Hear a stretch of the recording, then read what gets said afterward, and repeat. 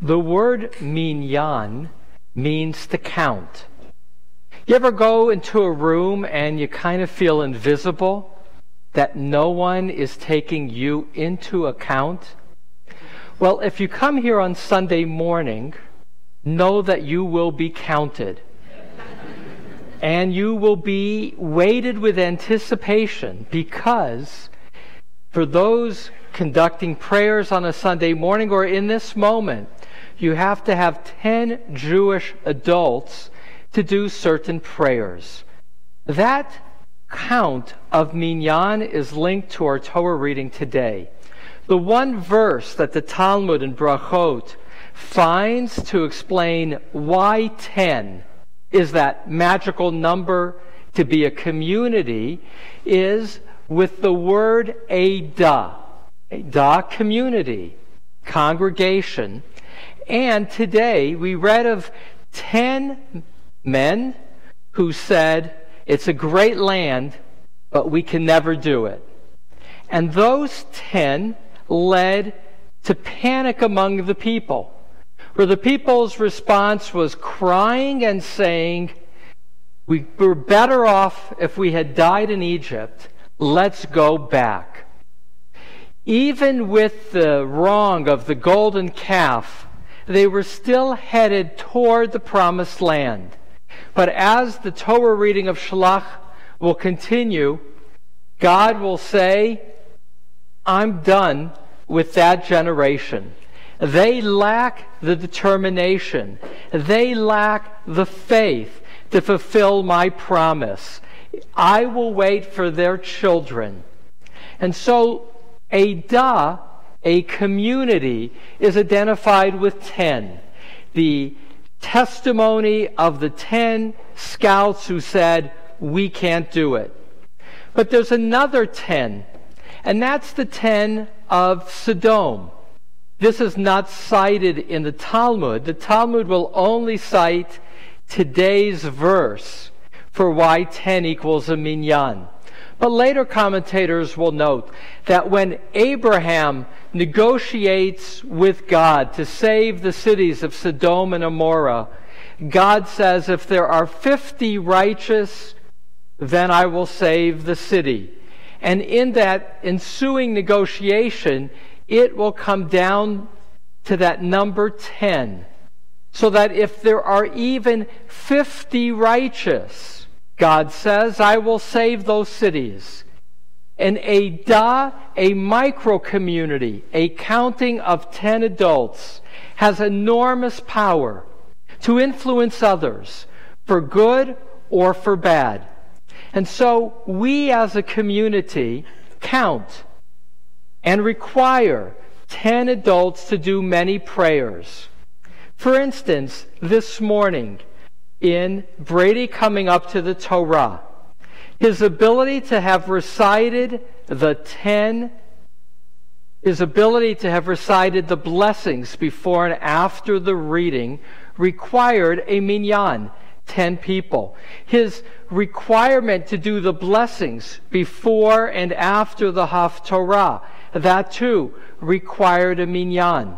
For us to have had the call to prayer this morning, the Baruch, in which we're called to be a community, there must be 10. And earlier, and in a few moments, the chanting of the Kedusha and the Kaddish, those prayers that sanctify God's name, require 10. The rabbis say regarding Torah that as we stood as a community hearing God's voice, so we are drawn by each other to those moments of epiphany. We recreate the taking of the Torah at Mount Sinai every time we take the Torah from the ark. We rise as a community as the Shema is proclaimed as a substitute for the 10 Commandments. And we stand together as community. So minyan is required for pivotal moments to affirm that we are a community and to recreate memories of the past. I've had a number of people ask me, in reference to our Sunday Minyan, can we do 9 and count the Torah? Because there is a custom. So I've researched it in honor of this, the Parsha, in which the number 10 is given as Eidah. In the Talmud in Brachot 27b and 28a, there's a discussion of for reciting grace after meals, Birkat HaMazon. You know that to add the word Eloheinu in the call, you need a Minyan. In fact, in the Mishnah and Megillah, there are 9 different acts for which you need a Minyan. One of them is the full Birkat HaMazon. And so there's a debate. Can you recite? To even do the call, you just need 3. To add the word Eloheinu, you need 10. So one rabbi says, if there's 2 very sharp scholars, then we have this expression that 2 together are like 2 flints that create sparks. The sparks count for 3. And he says, it's like me, and he points to his friend, and his friend, it's unusual, the Talmud says, nods back to say they count as if they were 3. Then this discussion continues, and they say, well, what about if there's 9? And they say, can we count the Torah? And they say no. And then in the Tosafot, now the Tosafot is a commentary written by Rashi's grandsons. Rashi is the 11th century in France. He only has daughters, but he has grandsons who then write on the other margin of a traditional Talmud responses to their grandfather. Sometimes they quote each other. In this case, one is quoting another cousin, Rabbeinu Tam. And Rabbeinu Tam says, we've had a situation where there is only 9. Can we then count a child as the 10th? They say if the child, this is the Talmud part, has already passed puberty, then yes. Then they say, Rabbeinu Tam, I'm being a little precise, there's a midrash, Pirkei de Rabbi Eliezer of the 8th century. This conversation of Tosfot is now 11th, 12th century, says there's a precedent for Birkat HaMazon, for counting a child who knows what he is thanking God for. So if a child is mature enough to know what it's about, this prayer, for Birkat HaMazon, we can count that person, Rabbeinu Tam says. So for Torah reading, by extension, well, what we can do, or has happened, is a child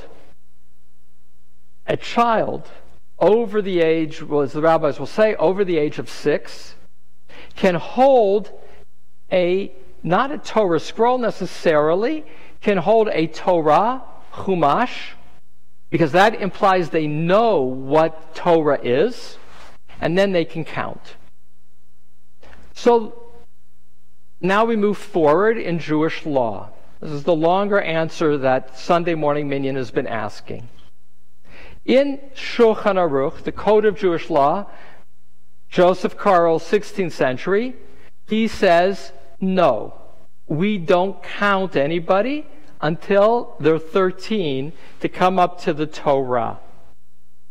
Moshe Isserles, the Ramah, writing in Poland soon after, says some have the custom of counting a child holding a scroll. Minority opinion. When you move forward with Jewish law to Mishnah Brura, written by the Chafetz Chaim on the cusp of 19th and 20th century, he says, we don't fiddle around. He doesn't say we don't fiddle around, but that's his message. We don't count people holding books. You have to be 13 to count. If If you read Isaac Klein, which is the conservative movement's distillation of Jewish law, they will write this history and say we strongly discourage it. Because ultimately, when you say you want to be an Eidah, a community, we know that's 10 adults. There was a 12th century rabbi who said you can count 4 children. It's the only place I saw it. Each holding a book. And by the time of the Mishnah Berurah, they said no.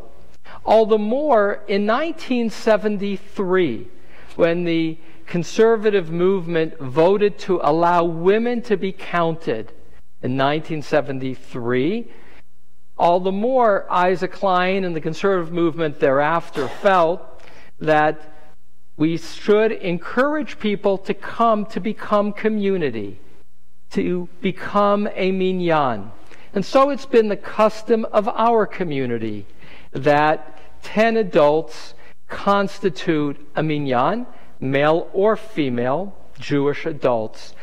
But at the same time, we're not counting books, which already the Talmud said you could not do per se, nor a child holding a book. That makes it a challenge. Know that the rabbis say that when there are 10, God's presence is among them. It's also in Pirkei Avot, Rabbi Hananya. So when you come and you make a minyan, the Talmud will also say that your merit is greater than all those who came after the number reached 10. I encourage those who are here to consider coming to the minyan on Sunday.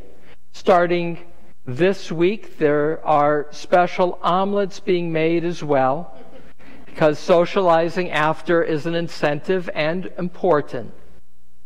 At the same time, know that in our community this morning, Brady, you count.